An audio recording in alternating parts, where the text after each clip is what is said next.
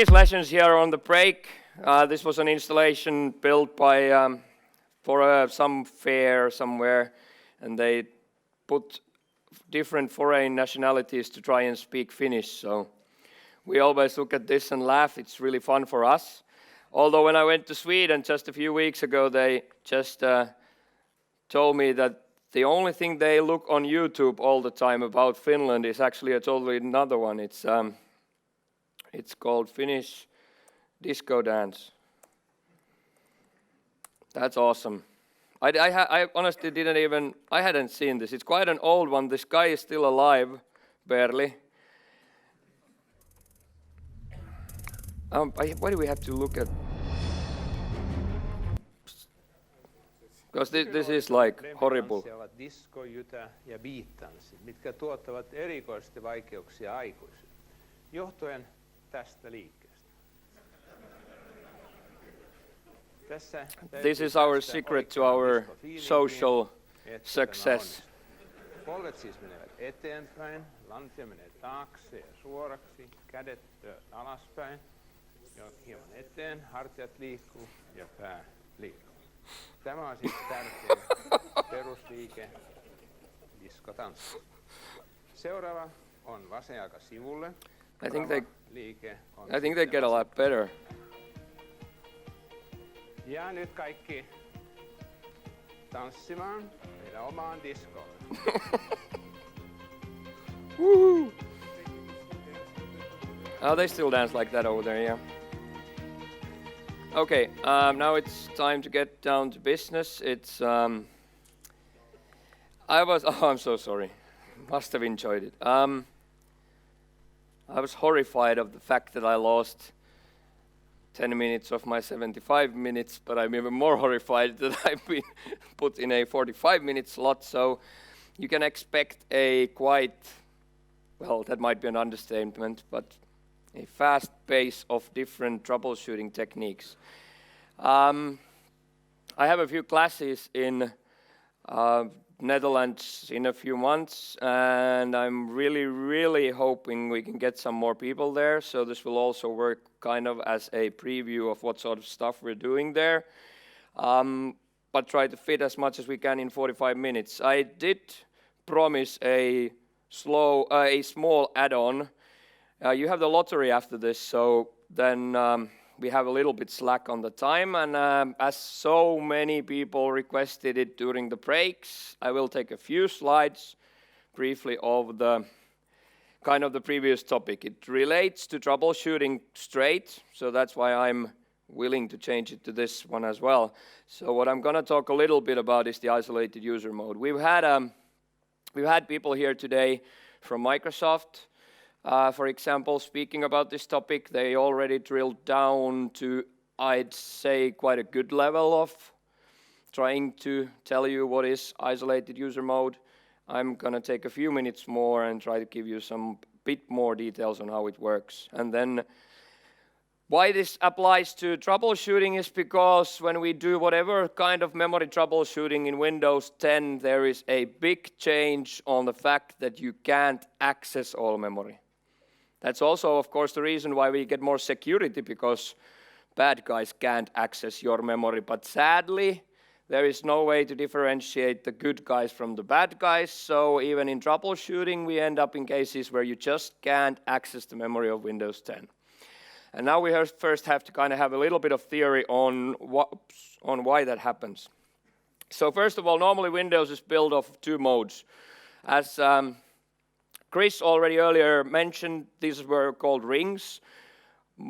All the older CPUs back in 1993 didn't support all rings, so Microsoft only uses rings called 0 and 3, and there's actually 4 rings supported by all current CPUs. So if talking about the CPUs, we could easily have like a kernel mode, semi-kernel mode, user mode, semi-user mode. If you see or talk to devs, there's a few devs here, I guess. I saw a few of you raising your hands during earlier sessions. So if you talk to devs, you have to remember that these layers are really in the opposite order. I'm an IT pro. I always speak like We have a kernel below here, and then we have a user mode. But if you really look at the OS, yes, I am totally incorrect. They are in the opposite order. So if you look at the memory layout of Windows, actually user mode is below and kernel mode is on top of user mode. But that's something we've always just kind of gotten used to talk about it like this. Normally this kernel mode can do whatever they want. So this is the scariest wild, wild west there is in Windows, because any threads running in kernel can do whatever they want. There is no concept of processes there. There are just threads running in a wild, wild west, huge environment with a big memory space, and they can do whatever they want. There's no rules. Now that totally destroys our security in many ways, because if you have your hashes, for example, all the pass-to-hash attacks rely on this fact mainly. If you have access to that kernel, you're totally compromised, and that kernel memory can look at whatever you want. Basically, the example now used with Windows 10 is called LSAS. So the local security authority subsystem, LSAS. LSAS exe has the knowledge of all those hash values that the pass-to-hash guys want to have. So if you can read the memory of that, you're toasted. Now, what is really happening here is that actually people are still saying that device card is like a VM or something like that, but like Chris mentioned, it's not really a VM. It's a technique that is available because of virtualization techniques. It's sort of a different partition. It's a kernel, but it's a secure kernel. So on top of our hypervisor, we have our normal Windows, but then we have this secure kernel. And now this secure kernel is the only one who can actually access anything in the isolated user mode. That isolated user mode will then have what needs to stay as a secret. There are 3 things now, and there might be more later on. So this normal kernel has no access to read anything that's in the isolated user mode. That's what's basically below. That's what device card is. I'm not sure if it was, is Chris here? No? Easier to talk trash about him if he's not here. No, no, sorry.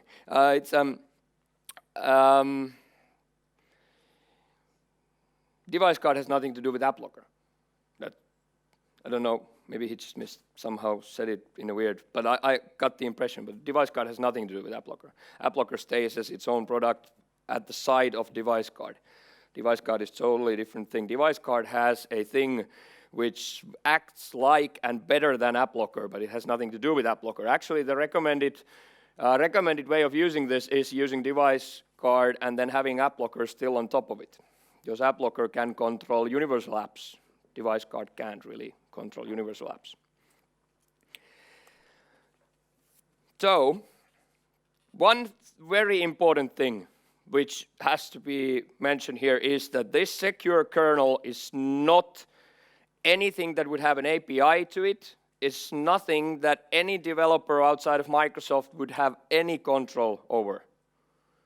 Nowadays, kernel can be easily tweaked with your own device drivers, for example. You can build a device driver and put it in there, just next to the basic kernel components. But that can't be done with secure kernel. There is no way of an external developer to develop anything to run in the secure kernel, even if he thinks that would benefit from having a super secure environment to run in. There is no way of doing that. That secure kernel is bit by bit controlled by Microsoft. There's no way of adding anything there. It's the main and probably still the biggest security thing in this is the fact that you can't have anything added to it.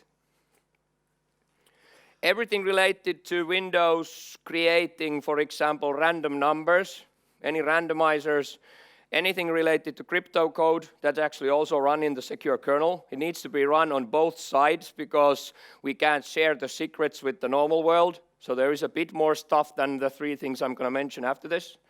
But it's still a tiny, smallish kernel, and I would never even call it a kernel because it's more of a proxy. It's more of a proxy kernel. It doesn't really do anything by itself. So the kernel, secure kernel will work as a proxy and send stuff to the normal kernel to do. Secure kernel doesn't implement a way to write a file to the disk. It asks the normal kernel. You already know how to write a file to the disk. Can you just please write it there? But now that file, which actually is the page file where I would need to store my pages, but they're on the secure side, I can't ask you to do it because you're the untrusted one who's going to write it to the disk. That's why my crypto code is just next to me, and I'm actually signing and encrypting every single page that I'm sending to them to be written to the disk, so that they can write stuff on behalf of me without ever having any idea of the contents of it. So there is some code on the secure kernel side, but mainly it works through this shared buffer called a marshal. And this Masarshal, I've done my own slides. I can't blame anyone. It's like someone have like a thanks to Microsoft, but this is just thanks to myself. I'm just supposed to say Marshall. So that Marshall there is the way you can think of it like if you go to if you go to US to a bank, there's this plexi screen, and then you have this small metal thing you slide under the plexiglass. You kind of have the guy on the other side or the girl on the other side can do whatever is possible in that bank, but you can only communicate through that little box. That's kind of what that Marshall does. It just passes stuff through the other side, but everything is controlled by that police officer between. He's there to make sure that, okay, you asked for that stuff, but that needs to be normalized, that needs to be cleaned. There's stuff that I can't tell anyone. There's someone who's taking every single command that you pass and cleansing them. Now, this would not be really... I was having fun in Helsinki 2 weeks ago. A guy from Microsoft Finland came to me like, you were just like, I don't understand. You were talking about something that's not really true, so I wanted to come and tell you that you need to change your slides. I was like, well, what are you talking about? Well, you know, you're saying that to have device guard, you need to have a hypervisor, you need to have a Slat, you need to have whatever different kind of acronyms. But that's not true. You can just take a virtual machine and run device guard, and you will get that cool same effect. It's like, yeah, but that's not secure at all. Because you actually can take device guard, take a VM, turn it on, you will see this super secure LSAS process being suddenly divided into two. You will have a LSAS.exe, the old one, you will have an LSA ISO.exe, which is the isolated LSAS process. That is there. But that's as vulnerable as ever before. Because what you are missing is the real isolated user mode. If you turn it on without these hardware specs that they have, then you have this functionality, but it's not secure. Because below the surface is where all the magic happens, and the guys who were building this were trying to figure out how to do this, and then they kind of started talking to the hypervisor guys. Some people, by the way, call hypervisor ring -0. It's kind of it would have probably had its own ring if it was available back over 20 years ago. So how come the kernel is not able to access the memory of the secure kernel? Now memory, I just said that the kernel can access whatever memory. So why wouldn't it be able to access the secure kernel's memory? Well, by definition it would without this Hyper-V stuff. So traditional virtual memory in Windows works in a way that, why do we have virtual memory? Virtual memory is there to make developers' lives easier. Every single process sees the same kind of memory addresses, and then there's the physical component that will be translated to. So we have a virtual address, which is 6789 for this process. We have the same one for this process, but then there's our memory manager that will map it actually to a physical address, to a physical memory location. Also having very important thing here, which is the access mask. That's the place where Windows says if that bit can be written to or only read from, or if the code in that can be executed or not. So that's the other important function there. That's the basics of whole Windows. Without memory, there is no Windows. Everything that happens in Windows is due to the contents of your memory. It's kind of funny when people start telling me what I told you earlier about the page file thing, for example. Page file is more memory. But that would mean that if you took a memory dump from your Windows machine, you would have to dump out all page files as well. But you don't, because nothing in the page file ever matters to the state of your computer. You can't write anything to the page file. You can't even write anything to the page file. You write something to the memory and it gets paged out to disk. If you read something from the page file, you can't do it. You have to read something from the memory and the memory manager sees that, oh, it's in the page file, I'll page it in. That's when you get page faults. But page faults are just fine. That's also what I see people doing, performance troubleshooting, and then they're telling me, oh, our hard page faults are up there, way up there. That is horrible. I just learned it somewhere that hard page faults are bad. No, every time you read a file from the disk, that's a hard page fault. Because Windows can't read anything from the disk if it's going to the memory. It is always paged. It's always page faulted into memory. That means that it's always kind of, if you think about the way the whole operating system works, only the contents that's in memory right now plays any role on the state of your computer. Nothing else matters. Now, this same thing needs to be done. If we think about, we could have like processes that had these different addresses, but now we said that the kernel can play with anything in the memory, so those tables that we just saw, those tables are in memory. So why wouldn't you just go and look at the tables? You would know where the bits are. And you would, normally. Now, what comes to action is Hyper-V. Now, below a virtual machine in Windows, what's happening? Well, the exactly same thing is happening below a virtual machine. Here you have a virtual machine 1 that has some virtual memory. It has a guest page address of 67890.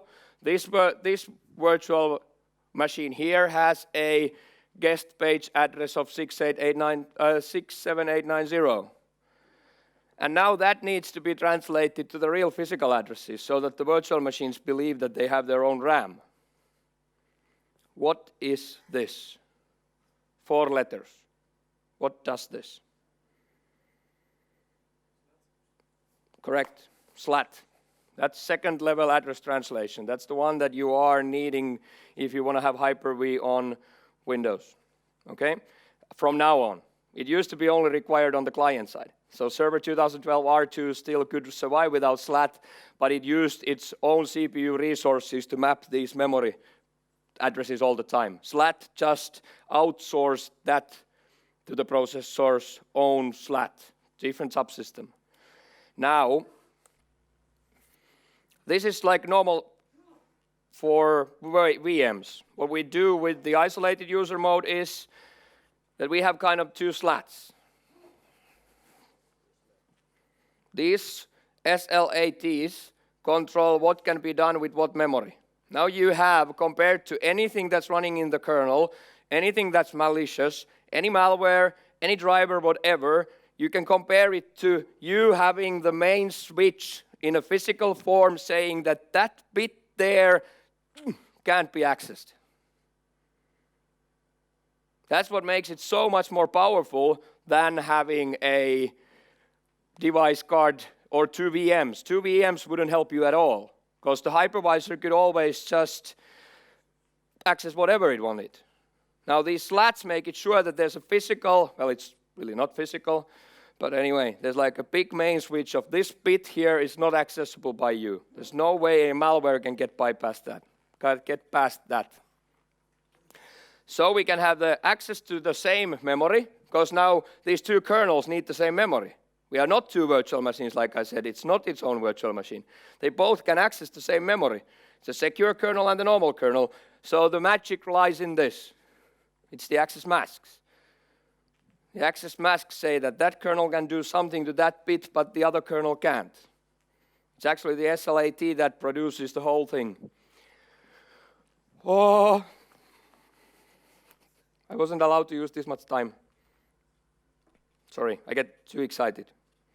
So it's not really a VM, but a functionality possible because of virtualization technologies. Kind of semi-almost VM. So official COSA VM, not official. So it's running 3 things now. LSA ISO, credential card, making sure you get rid of pass to hash, but only for domain accounts, doesn't work for local accounts. Remember that. Pass to hash is used quite often also on local accounts. So it doesn't protect local accounts at all.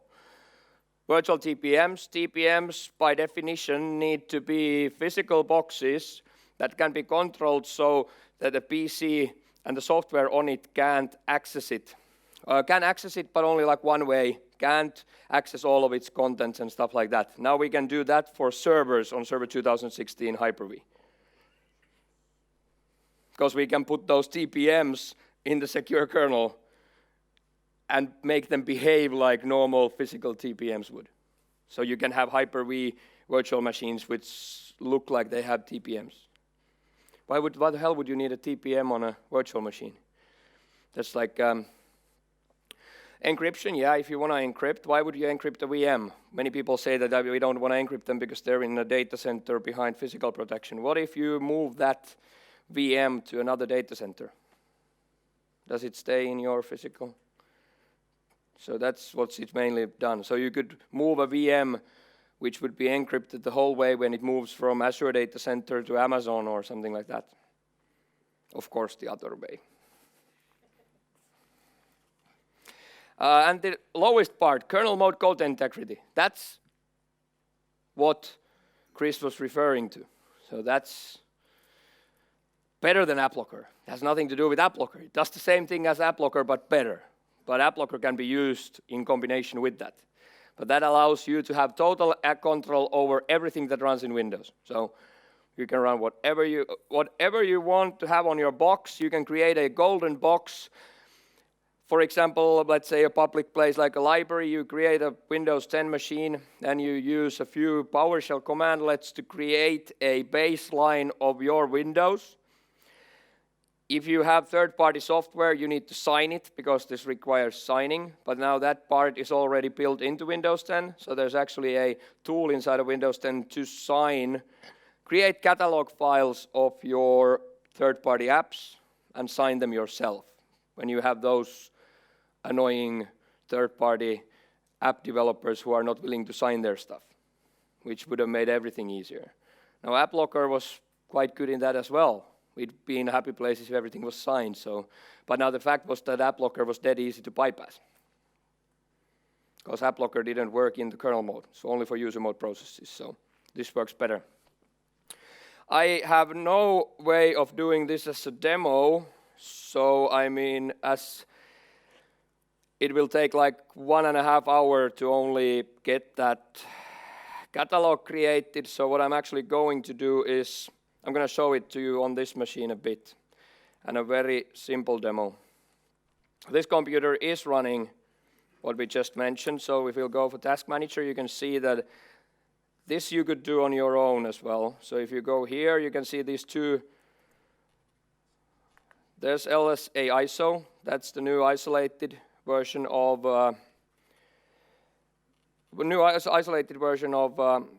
LSAS, and that's the old LSAS.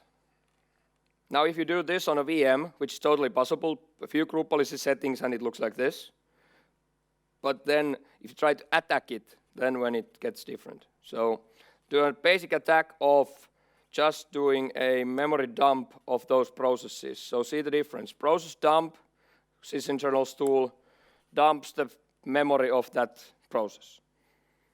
Pass the hash, whatever, I'm go. Because I've got the memory contents of that process. I can do whatever I want with it. Super easy. Now, going from the normal mode to secure kernel mode, invalid access to memory location. There's no way for me to dump that memory.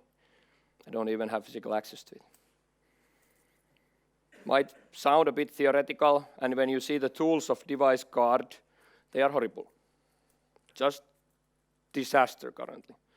Using them is just pain in the neck or somewhere else. So give them a while.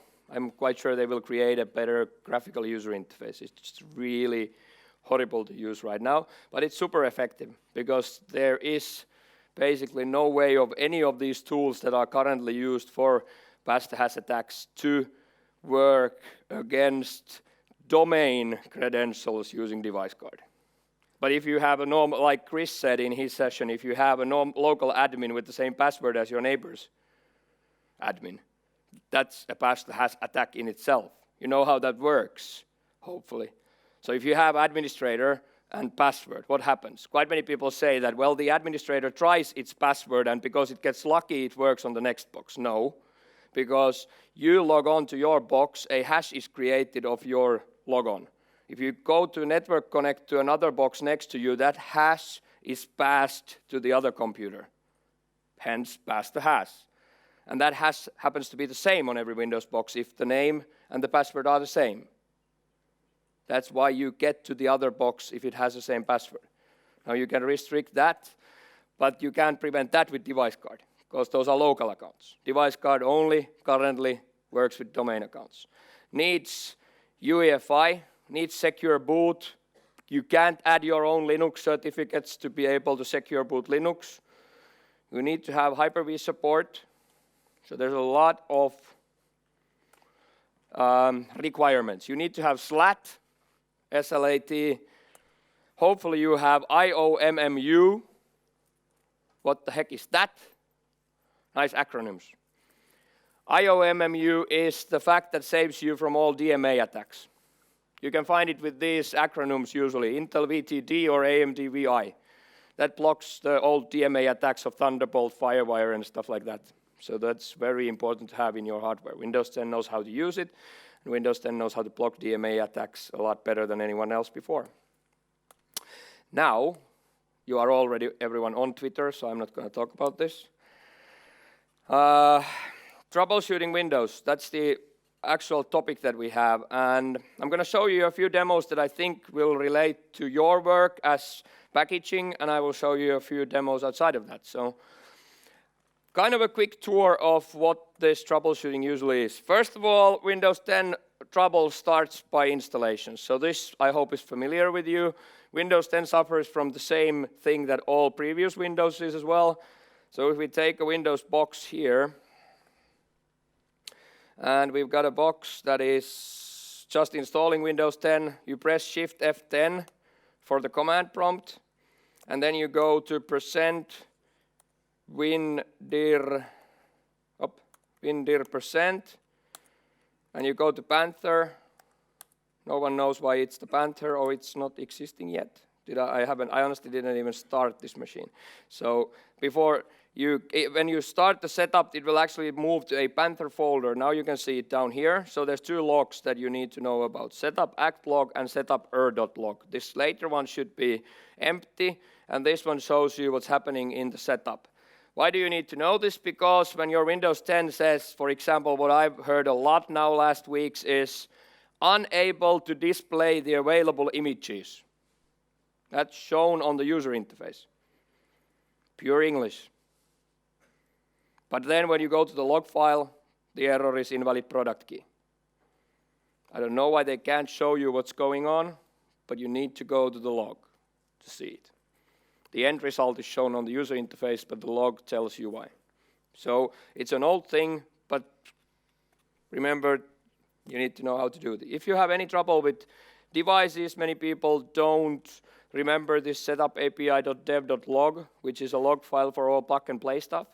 Useful when you are having trouble, because you will have trouble with Windows 10 drivers anyway, at some point. Well, that was the demo. Drivers. Steal the drivers. This is a small tip, but I think it should be of benefit to you when you start dealing with Windows 10, because it's not the problem that Windows 10 wouldn't support the drivers, but when you try to install the drivers, the driver installers say that this is a wrong version of Windows. And you have to cheat, or you have to download the drivers, you have to somehow get them to what they call the INF format. That is something I could teach for 2 days. Sometimes you use 7-zip to extract the real driver. Sometimes you start the program, spy with process monitor where it writes it, steal it, and then shut it down. Sometimes you use /x HP has sp1234.5.exe/s or /x or /a or /b. So I could have like a 2-day course of only extracting drivers to the form that is the only thing we need as IT pros. But they're still not in that format by default because home users need them to be setup.exe. I used to use drivers. I do a lot of installation stuff as well. So I used to use this for MDT or SCCM. Super happy. Johan Arvid Mark made a really successful series in TechEd, Device Driver Saga or something it was called, after I showed a similar session in Stockholm, MCT Summit. And I learned everything because of this. It's a 4G modem. At that time it was 3G, yeah, but anyway. So 4G modem. I don't know if you use these same ones, but this is from Huawei. It uses the world's best software ever called Mobile Partner. Really nice software. I like Mobile Partner because they're the only reason why I have my name on the European Union's GSM security board. I have my name there displayed because of this device. Because this device, just a few versions ago, still changed the user permissions of C program files to everyone full control, which is really, really, really nice. Yeah, that's a really nice way of destroying everything related to security in Windows. So, but anyway, they are. I'll show this to you. I'm not trying to brag here and tell you I can install 4G modem without Mobile Partner. Now, don't get mixed up with that. What I'm showing you is any device can be plugged into any Windows, and you can steal the drivers easily. So, in this case, what I'm mainly aiming at is take an 8.1, install the packages there, steal the drivers, and put them into Windows 10. I'm going to do this in Windows 10. I don't have two computers here now, so let's do this. Let's see how this works. So they believe that you need to install Mobile Partner because they want you to use it. They paid for a license probably or something like that. And they want you to use this Mobile Partner software. I asked them, like, why would I use this Mobile Partner software? Because you can receive SMS messages with that. I was like, yeah, that's exactly the reason why I bought a 4G stick to my computer, to receive SMS. Thanks. Or you can see how much data you have transmitted. Like Windows wouldn't know, like if in Finland I would care, because we're always unlimited. So anyway, like what the hell? Now it's only taking a PIN code from me. It's the only thing it does. It takes a PIN code. I'm not the developer, but I bet you that it doesn't require 70 megabytes of software to receive 4-digit PIN code. Quite sure. Even I could do it with less than 70 million. Okay, so let's just run this, seize as a CD drive, and then I'm going to start the installation in English. Next, I agree. I read those before, so I'm going forward here. Next, and then I'm going to hit install. But before I hit install, we're going to go and see the driver folder. So luckily, since Vista Windows has this two-phase driver control in Windows, which means that nothing goes into Windows, including printer drivers, without first going through a file called driver store. So that's always where what so-called pre-stage drivers are. So let's go to file repository, and I usually bought a software called Driver Magician or Driver Max to get these default drivers out of Windows, or everything except the default drivers out of Windows. And then one day when I was banging my head against the wall because of this freaking 4G modem, I realized that I had paid $39 for clicking this. So that's annoying. Okay. We'll go here. Let's go install. And it starts installing my lovely Mobile Partner.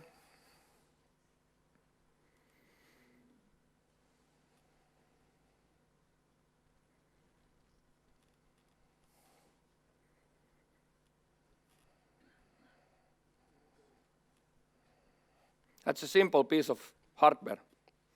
Only like 15 device drivers to get it to work. I'm quite sure there's no way of optimizing that.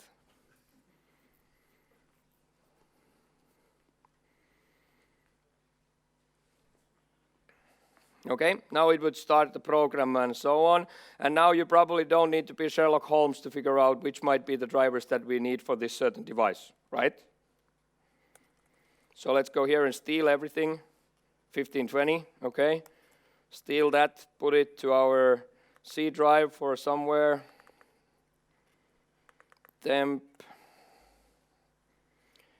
new folder, Huawei X64, paste it there.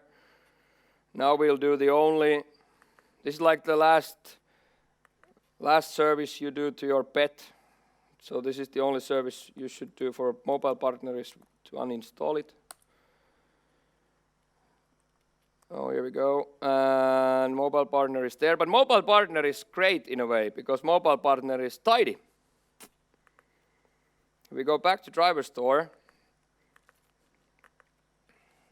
And you see it here. And I'm going to say that I will uninstall this. Shall I plug the box off? And it cleans.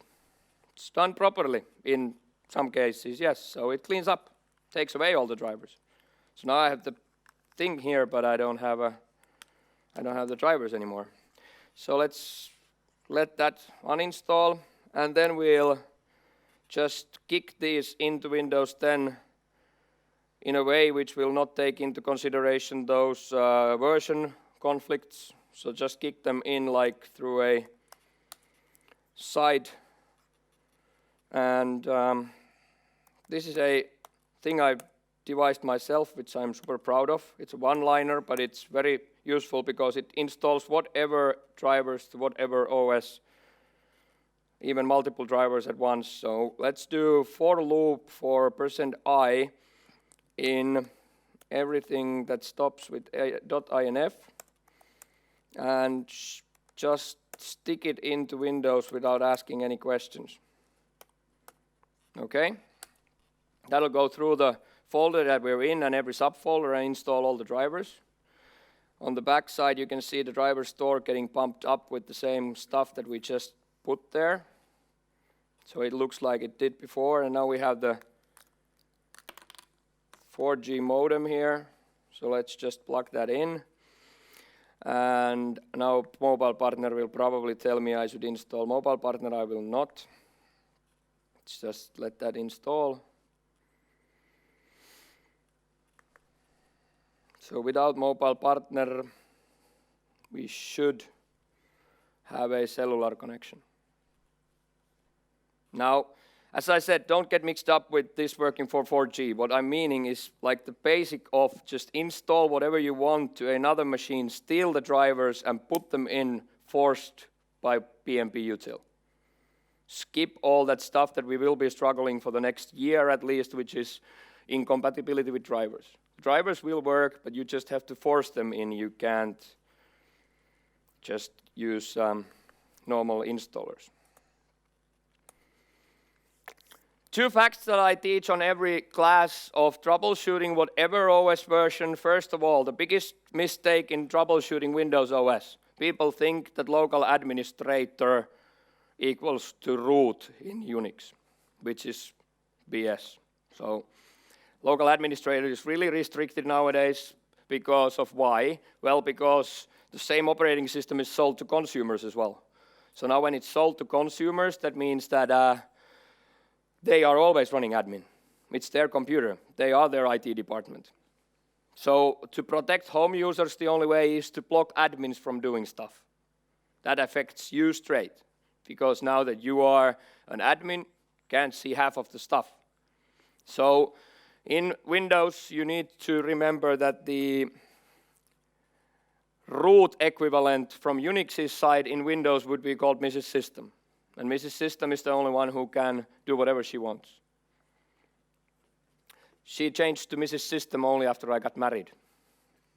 Before that, I've just called it System, but now it's Mrs. System. It's Mr. Administrator and Mrs. System. Mr. Administrator is the one who believes he has all the power, and Mrs. System is the one who actually decides everything. So that's why it's called Mrs. System, all right? Mrs. System has more privileges than an admin. Mrs. System doesn't need to worry about group policies. They don't apply to Mrs. System. Mrs. System can see stuff that admins can't. Applies so well. Mrs. System can stop processes administrators can't, so malware, for example. Quite often you get access denied in Task Manager with administrator. And the lowest part is something I leave for the training because it'll take too long time, but if you're not familiar with the concept of integrity levels, that's more powerful than NTFS, and it's the most important security change since Windows Vista. So integrity levels, Mrs. System is the highest, not the highest, but the integrity level of system, and an administrator can never get to that level. Easiest way to access Mrs. System is psexec. So if you have psexec, you will just do, you will just do psexec, S for SID, I for interactive, D for don't wait. So packagers might know this. If you use SCCM, you use it to test out stuff for SCCM. It's the same principle. So now we have CMD open, but now we're running as Mrs. System. All right, so let's compare. Normal admin here, CD, system volume information access is denied, regedit, HK local machine, security doesn't open, SAM is empty. Let's say I'm struggling against computer is joined to a domain, but I need to see the computer account password, so I would know why we get these weird stuff on the network saying no trust relationship exists between this computer and domain, which is quite often, okay? So to troubleshoot, you can't troubleshoot it with admin. That's the rule. Okay, so here we have a Regedit, and then let's take Mrs. System. So first of all, system volume information opens up nicely. We can troubleshoot system restore, which is brand new computer and doesn't even exist here. It should exist because that's a directory. There we go. So there's, I thought I was on the virtual machine, but I'm not. This is a physical box. So here we go. There's still stuff there. Let's open up Regedit. Oh, it doesn't open because you can only have one Regedit open. You know the most fun thing about my profession is that I get to teach you guys, and I get to hear stuff from my students when they teach me how you actually do stuff, which is nice. I get to do that every day. I meet people from 10 different companies at least, and I always learn a lot of stuff myself, which means that on a course I did in Netherlands the last time, I know we have one student here.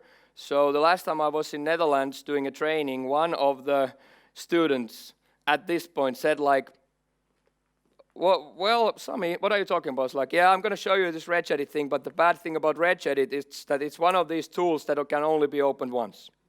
So there's always Regedit has worked like this, that there's only one window open. So hard to compare and stuff like that. And then your student goes like, why haven't you just used Regedit-M?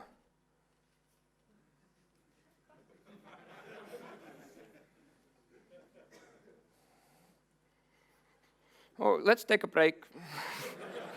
It's like, this is a customer relationship profession that I'm doing, so I have to thank you, let's take a break. As I'd like to kill you, of course, but it's like not allowed. So, yeah, I'm kind of, at the same time you're thankful, but then you know that you missed something for the past 15 years. You know the feeling? Sometimes happens, it's annoying. It's like the feeling you get when you realize that you've never actually used the favorites menu in Regedit. It's only been there since 2001, so I don't know if you've used it. But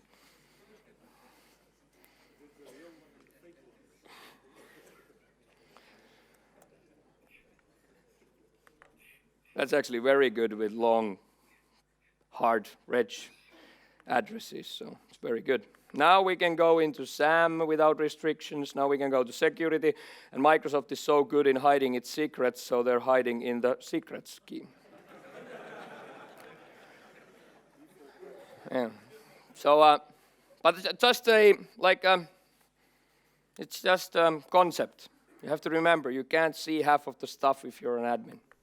Mrs. System is the only one who can see everything. Same goes for process monitor, for example. You can't monitor stuff with the local admin.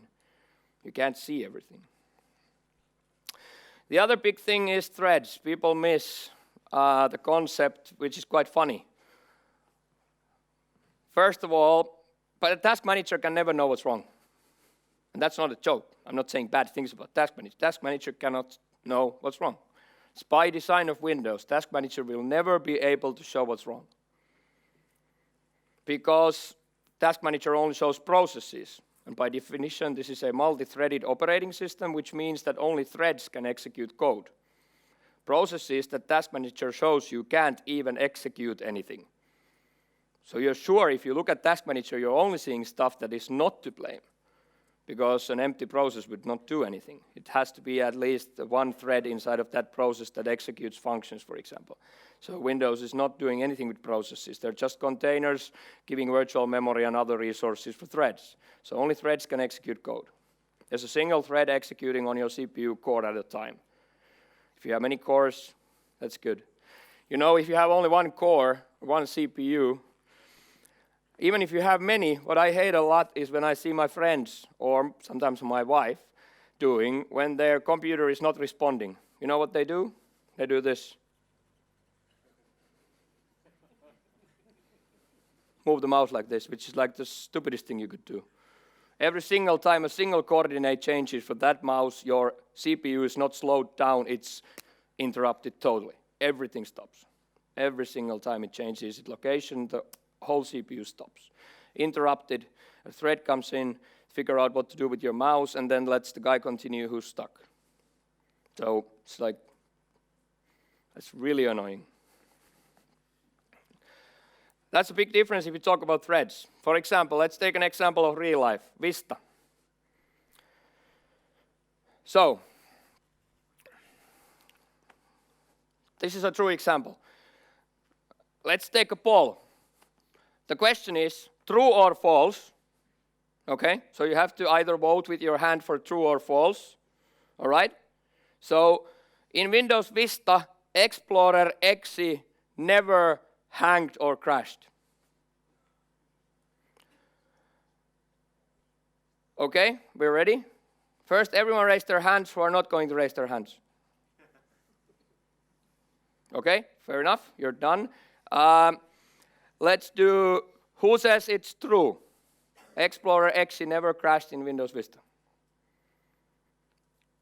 2, all right, and everyone else is against it. Well, it is true, because in Vista, Explorer XE can't hang or crash, because that's the process.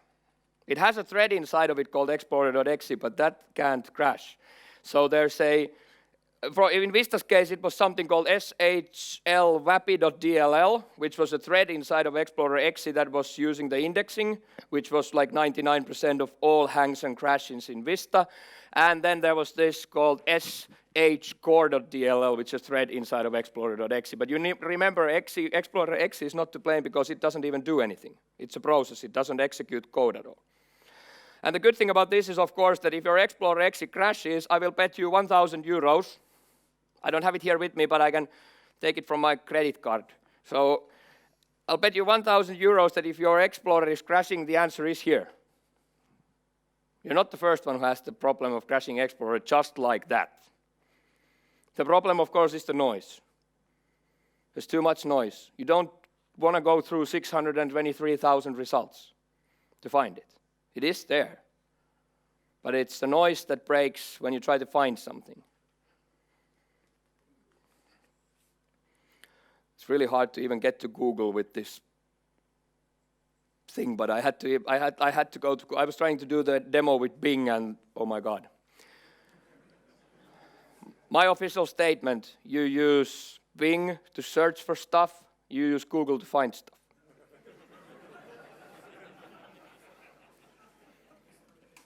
All right, let's change to shcore.dll and we go down to 23,000 results. We're not there yet, but think about the difference. 600,000 compared to 23,000. There's a difference of talking to people who know more about Windows, spam less wrong answers on the internet. Take away noise. I'm over time a bit, but I was promised a few minutes overtime, so I'm using it now. Good? Good, thank you. So, there's a case of hanged virtual machine. This is not Windows 10, this is a Windows 7 box, but who cares, the same works for Windows 10. So there's a VDI solution from a customer of mine, 1,000 Windows 7 VDI computers running on a data center.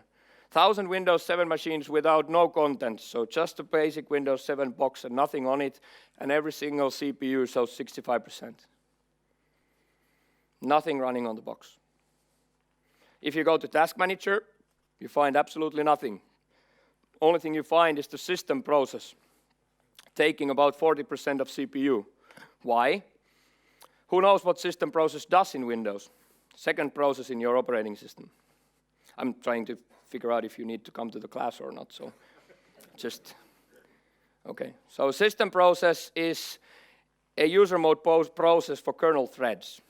Kernel doesn't have the concept of processes, but it needs to communicate to the user mode sometimes, so it uses the system process. That's why you see it if device drivers cause trouble. So device drivers cause trouble, and this goes up usually. Now, if you look at Process Explorer, you find it instantly. Take the system, but don't look at the process, look at the threads.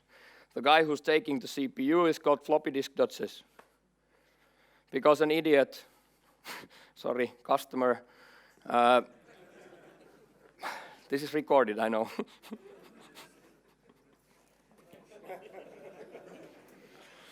So, some guy. They tried to do encryption on their virtual machines. And the only way to make BitLocker work on a virtual machine at that time was to have a virtual floppy with the encryption key needed for BitLocker. So they had a virtual floppy inside of the machine that they were testing it with, and the virtual floppy was pointing to C drive temp folder floppy.fld. Then they took when they were otherwise done, they took the VM and put it to the production environment, multiplied it to 1,000 VMs and started them. And now every one of them is pointing to a non-existing file on their virtual floppy. So year 2012, and the solution was to get rid of the floppy drive. So I'm not taking any comments on how wise this, or giving any comments on how silly or wise this is. It's not here because of that. It's because of showing you the instant difference between Process Explorer and Task Manager. So, few things about Windows 10 GPOs. Windows 10 GPOs are something you have to take into consideration. There's a few things. One, download the reference. There's now a reference for Windows 10 ADMX, so you can find what settings you have. There's about 200 new settings only, so not that bad. Also tells you the story what I talked about earlier today. Focus on MDM. MDM just got about 110 new settings in a month. Windows 10 in total has 200 new settings for GPOs. Remember, ADMX files are different on different SKUs currently. So if you have Windows 10 Enterprise and Pro, you need to copy the ADMX files from both of those. They're different, they're not the same, which is sad. Remember, you do not want to administer GPOs from a server. This usually, wherever I travel, comes as a surprise because most of my customers do this all the time. They all RDP into a server and change their GPOs, which is against every principle in Windows, basically. I've written a blog post, and that's probably the blog post that Microsoft Premier Field engineers have given me the most credit for ever, because they said this is one of the biggest problems they have wherever they go. Because people still think you can manage this stuff from the server as long as ADMX files are up to date.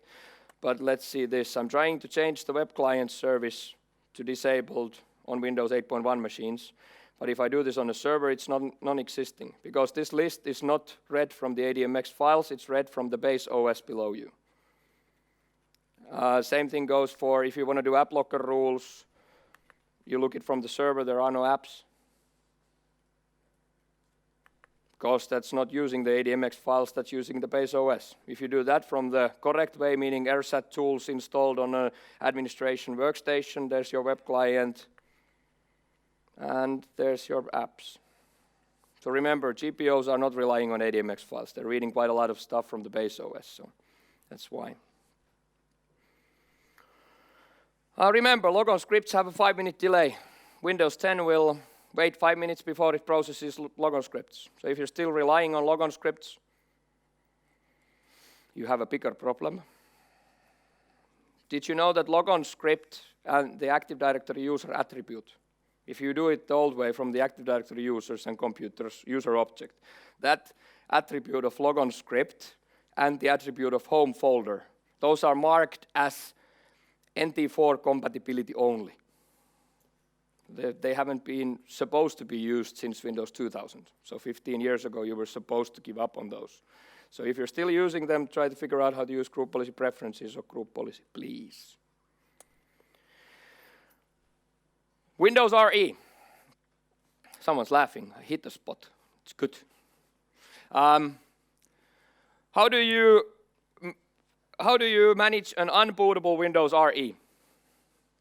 So Windows RE, first of all, many of you might be transferring to UEFI, might be in BIOS.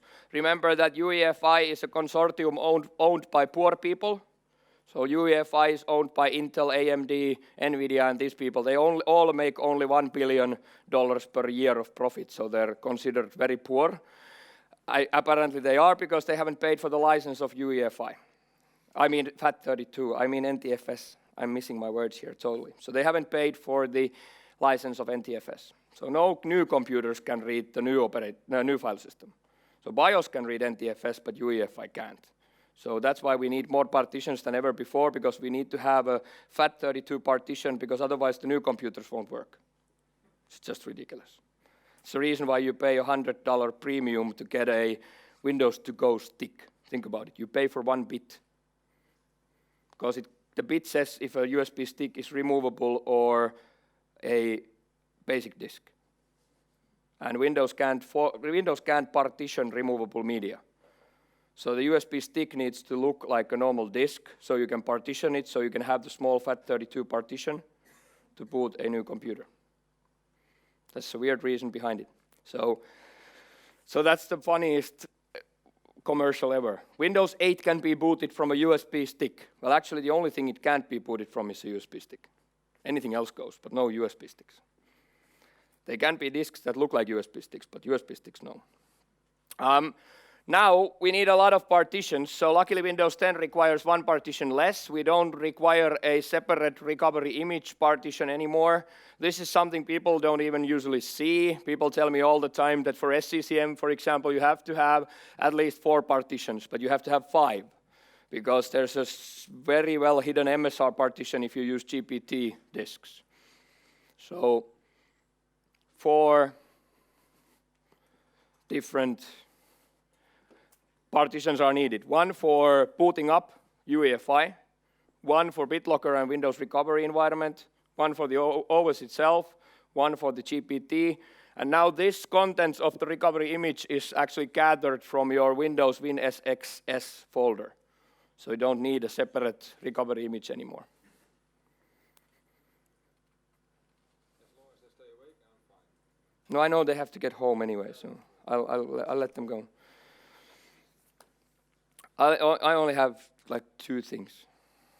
You're packagers, so you have to see this. I'm not sure if this might be the totally wrong audience, because this might be something you've known for ages, and I was the one who didn't. But anyway, how do we, first of all, get into these safe modes and stuff like that? Think about Windows documentation. What does it say? Oh, you know this very well. So the most suitable file format and installation format for software in Windows for desktop applications is MSI. That's the recommended one for desktop software, okay? Windows installer. What does the documentation say if you have a software that's not working? After installing a software, my computer hangs. It says, go to safe mode, uninstall the software, try again. That's a really nice piece of advice. Probably many of you know why, but let's see if not all of you know how to fix it. So we have a Windows 10 box here, and I'm going to boot it. There's so many ways: shift, restart, click this and that. There's so many different ways of getting to the recovery options, but I'm using this because it's the only thing I know it works all the time. So it's shutdown -R-O.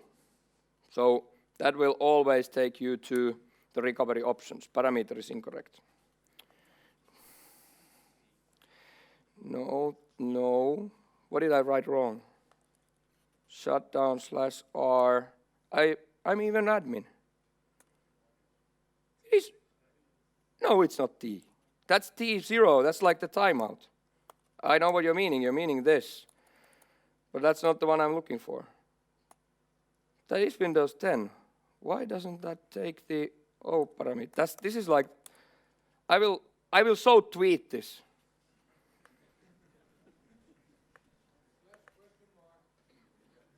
Hey, you think you're reading the help? Oh my God. That's so funny that we'll do it. Shutdown, you know. You know why? I actually found this syndrome that I'm suffering from, and many admins are also. Like you saw the favorites menu that I hadn't found for years in Regedit. If you suffered the same thing and that you hadn't seen it, I figured out what it is. Your lives will be so much easier when you know what's wrong with you. It's called NTH syndrome. Stands for next to help. Well, look at whatever stuff you've been using for decades. Look at the stuff that's just next to help. Somehow, because you don't want to look at the help, it blurs out everything near it. So, and that's true, honestly. Take a look. I found so many things after I got to know what I'm suffering from. O, go to the advanced boot options menu. /. You got to be kidding me. Yes, you are. I will not fight with this. No. We can do it in 1,000 different ways. So let's do it. Yes? -R/O. Are you sure? No, but you're, okay, no. We don't do that. We'll do this shift restart, okay? Let's click shift and press restart.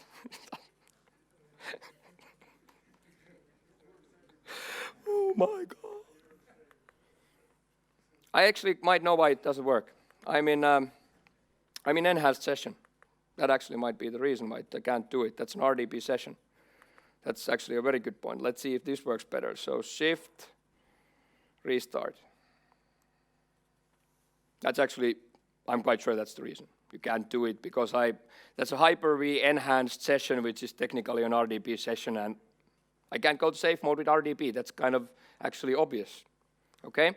We learned something new again. Let's troubleshoot this, go to advanced options, and we will go to startup settings, and we'll go to the old F8 menu, which is super easy nowadays. Only like 5 reboots to get to safe mode.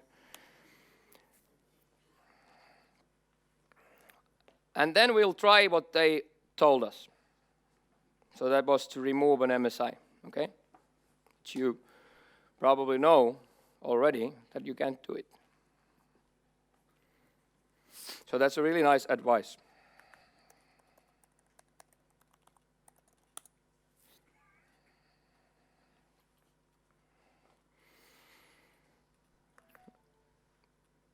Okay, here we go. And let's try to remove a software, appwiz.cpl.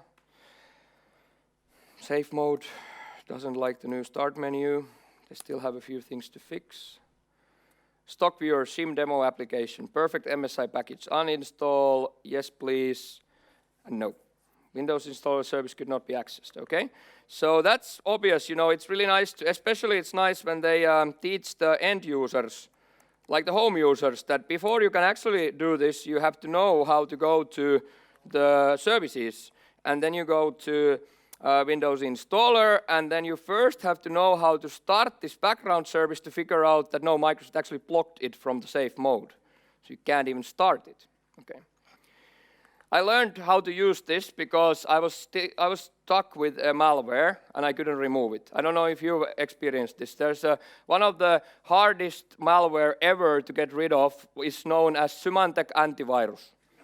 It's like just, you put it on the machine, and it's like gum in your hair or something. You can't get it out of there. It's just stuck. You get this 25-page document from Symantec how to get rid of it. It has a variant called Norton, but it's kind of the same thing. So I learned how to do this because I used to be a Symantec trainer, and I needed to teach my students a sure way of getting rid of it. When Symantec came out with SPS, Symantec Endpoint Protection, I stopped teaching Symantec. I don't want to have anything to do with them after that.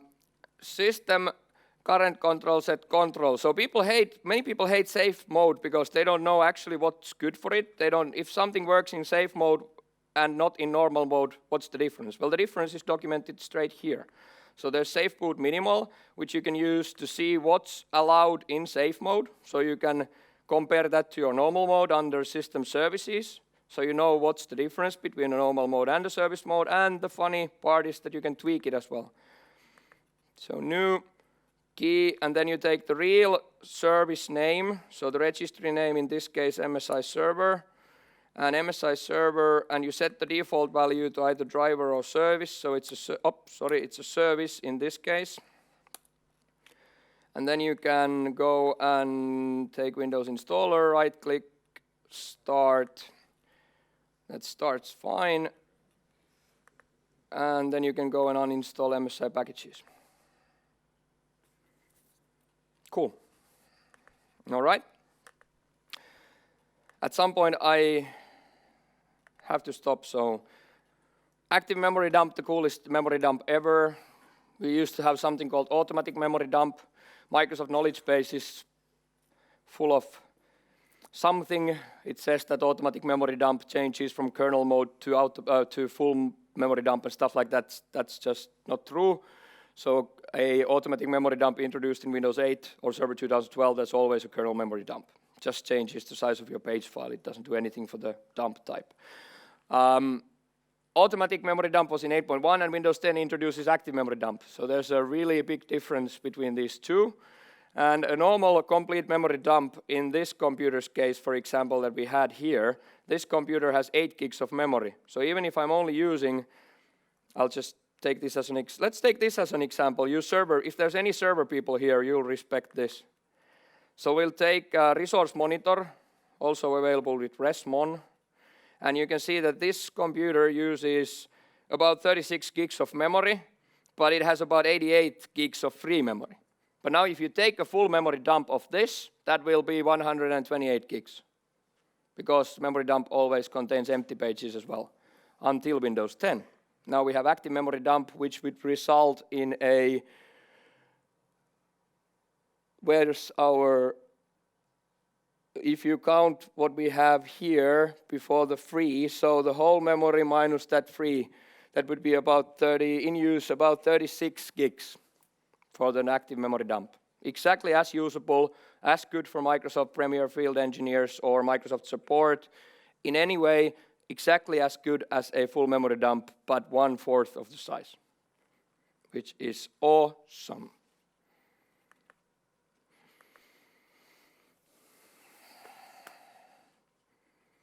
Are you still in for 2 minutes more? Good. Because this is cool. Bad battery life. Bad battery life might be because of Google Chrome, most popular example. Google Chrome told everyone that we're 15 times faster than IE. Yeah, we're 15 times faster than IE. And they could prove it.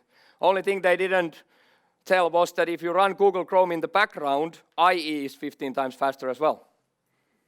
Because Google plays with stuff you shouldn't play with. It's like playing with religion. They play with what's called a tick count and a tick length. So when Windows starts a thread on a process, it gets ticks to run. Maybe 2 ticks.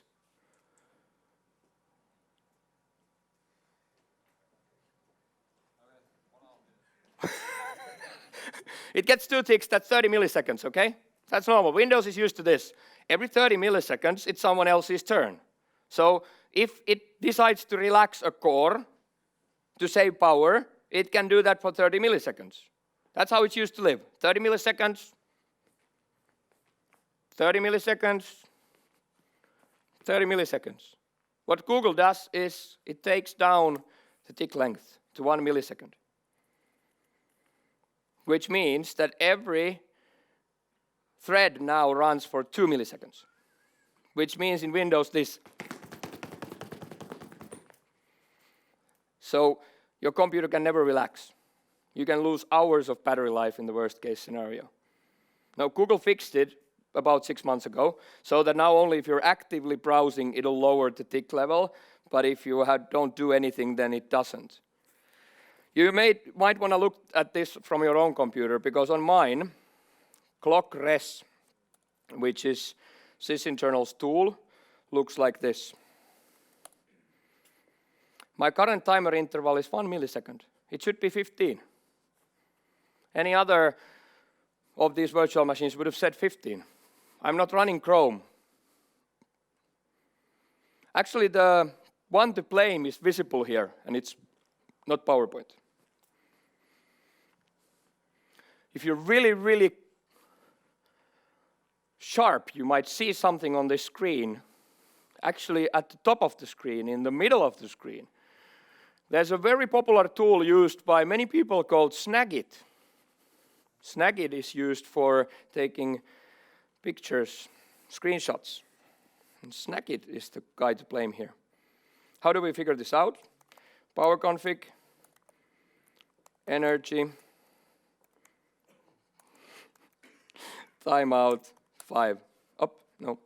Power config duration 5, sorry. Wrong command, duration 5. And here we are. We have I'm all the time looking at them when they're telling them like we're going to be thrown out or something. I won't tell you the real reason. Oh, okay. Energy report HTML. That's an energy report which tells you if there's something wrong with your computer for power reasons. And it tells you that Snagit is actually taking your timer level down to 1 millisecond. You can hunt down who's maybe playing stuff with your Windows that they shouldn't. So let's go and not capture anything. Let's go and shut this down. I still use Snagit. I love it. It's free for MCTs, so I like it. But the thing is that I don't anymore start it automatically with Windows. I start it when I need it. Because now when... come on, wrong command prompt. That's still 1, and now I know the reason, because Snagit also plays with my PowerPoint slideshows. So now we're up to 15. Everything's fine.